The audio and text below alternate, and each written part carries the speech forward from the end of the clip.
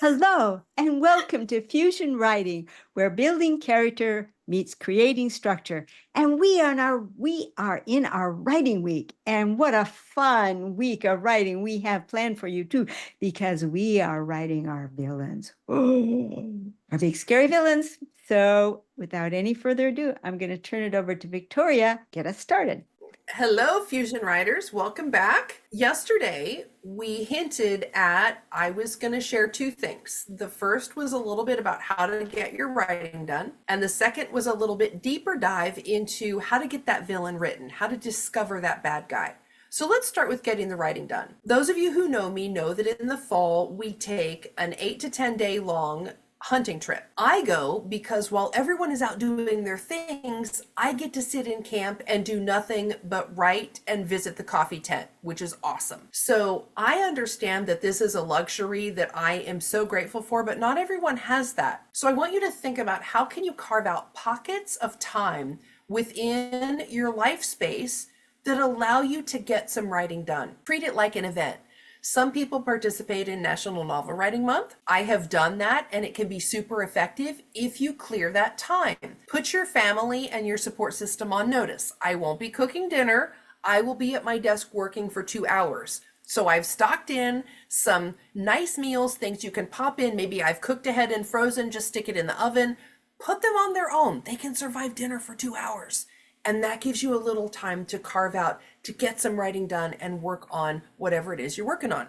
Or how about clearing some space? Clear off your desk. I have a window that faces my desk. Sometimes I go sit over there where I can see nothing but cattle out the window, and there is a miniature donkey, but nothing except the work in front of me. And I put everyone on notice for the next 90 minutes. I'm going to be sitting over there writing. Don't talk to me. Don't interrupt me. Tell them this is the thing that you need in order to do your heart's work. And your support system, the people that love and support you, will show up for you. So that's a sneak peek into how you get those pieces in place. Give it a limited time. So for this 1 week, I'm going to focus on my writing, and I'm going to carve out that time. Maybe it's going to be in the morning. Oftentimes, I can carve out an extra 1 or 2 hours if I can pop up at 4 or 5 a.m. I know it's crazy, but sometimes it's got to be done. Go right to the desk because you've gone to sleep thinking about what you're going to work about or work on, and you get to your desk and you just start working on it. Just get the writing, get the words on the page, but let your family know, your support system, the people around you that want you to succeed. This is what I'm going to be doing. And so I need you to honor this time and help me get this done. And then at the end of that week or 10-day period, or however many days you choose, you've got a chunk of writing in your hands and you've got words on the page, and now you've got something to edit and you've brought that to fruition.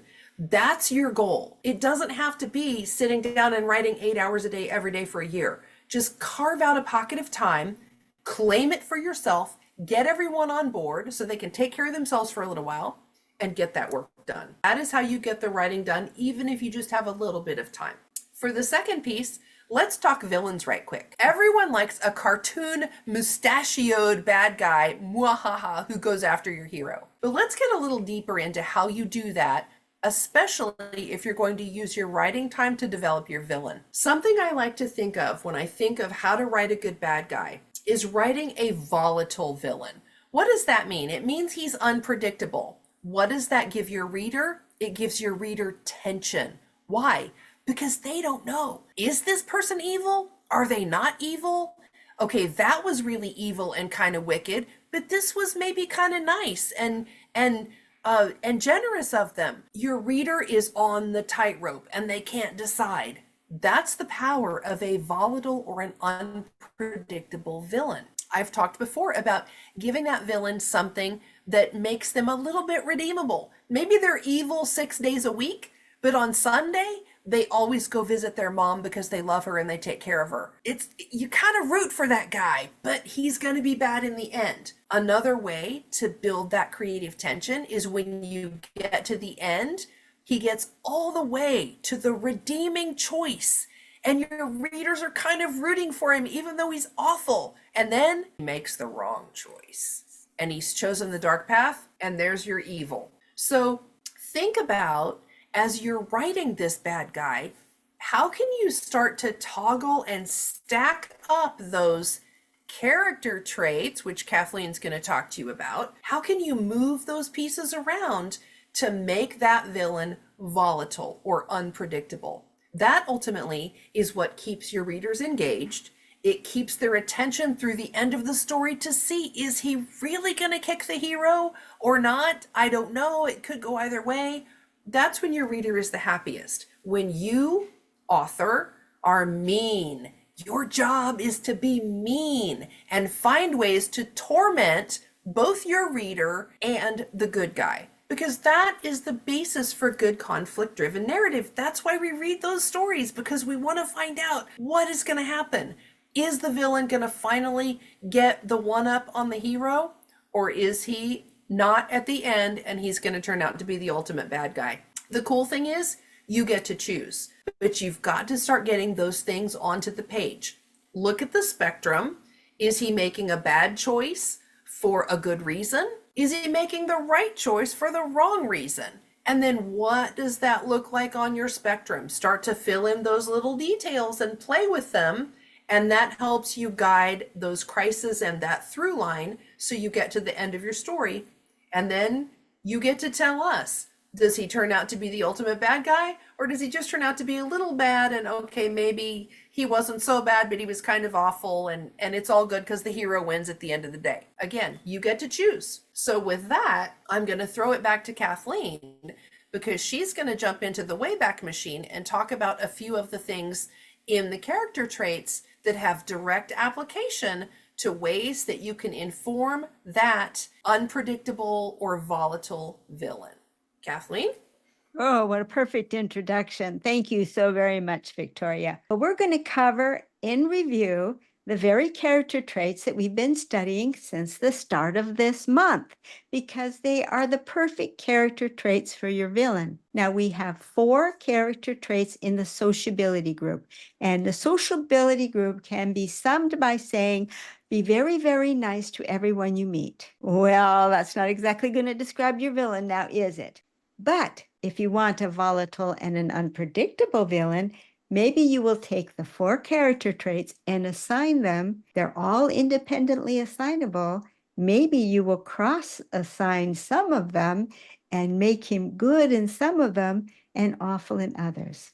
Now then we're going to also cross-compare that with the other group that we covered this month, which is the power group. Now, power group has to do with the success over the physical world. It doesn't relate to other people. It's like, did you get money for yourself? Did you get power for yourself? And then the other part of that is magnanimity. Were you generous about it?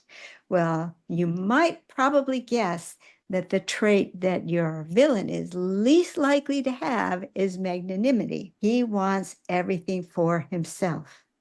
But since we are creating believable characters, it's not only incumbent upon ourselves to say that he wants everything for himself, we need to come up with a story that tells us in one line, one sentence, why does our villain want everything for himself? What made him that way? And that becomes a pretty important thing that you have to think about.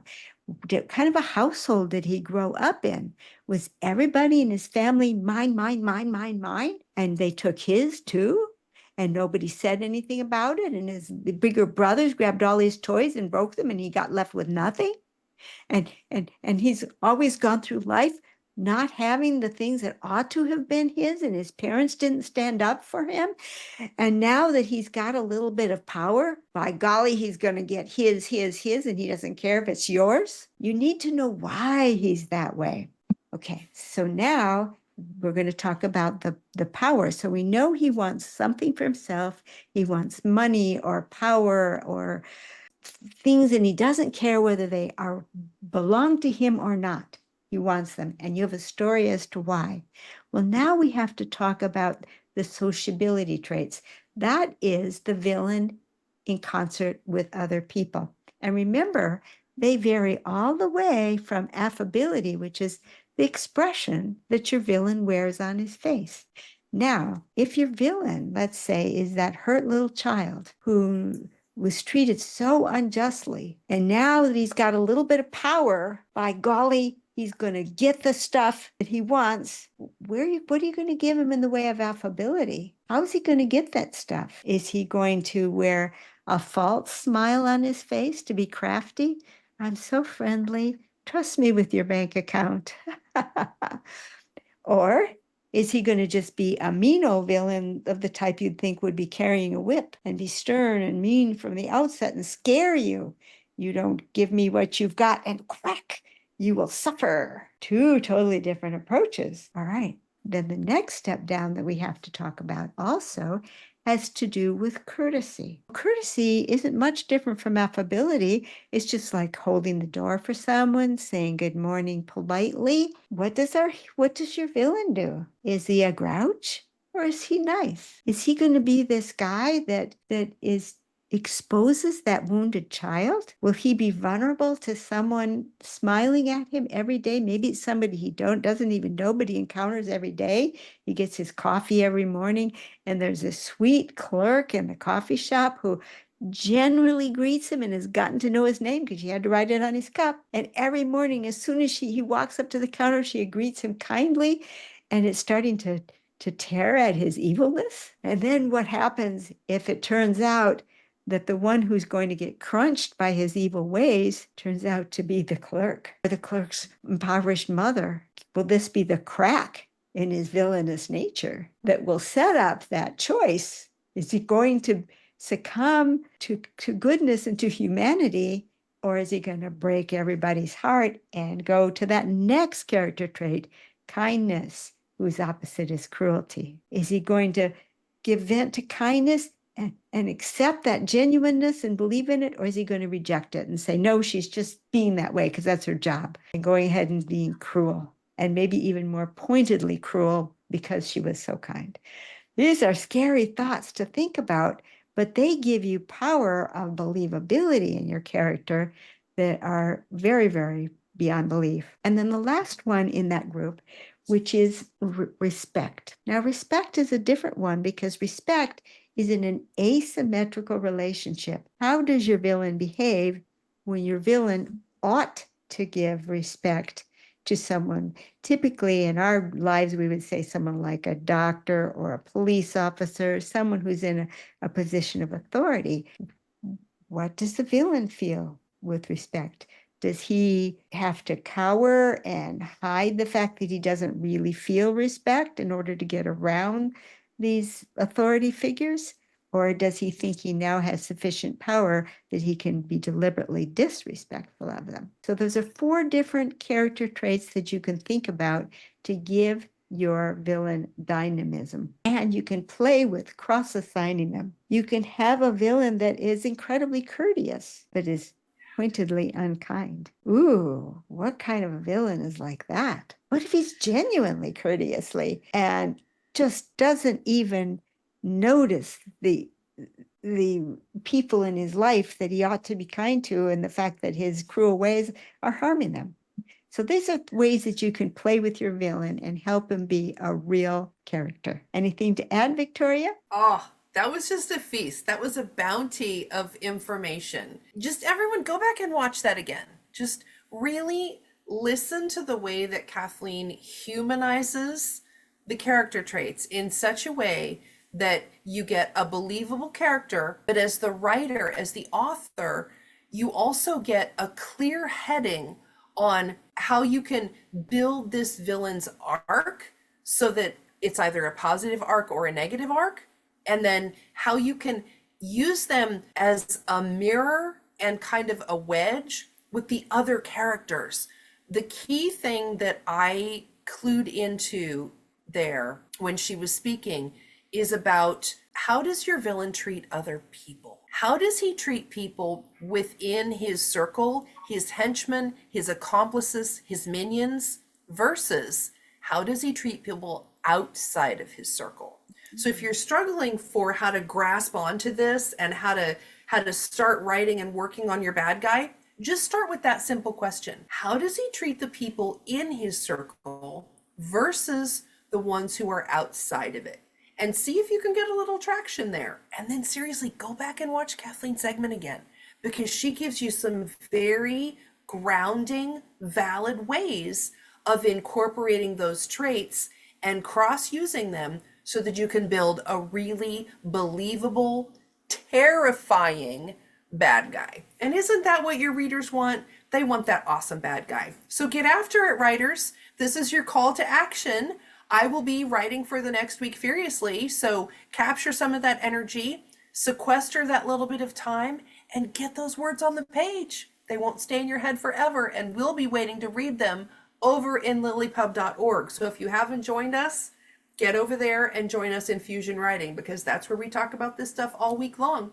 Kathleen, anything else? Yep. Join us over in LiLLiPub and join our Fusion Writing gatherings where we share our work. We read each other's work. We help each other workshop it and just delight in the writing that each of us do. So join us. It's a wonderful community. You will absolutely love being there. And see you, and may your writing blossom this week. Bye-bye. Thank you.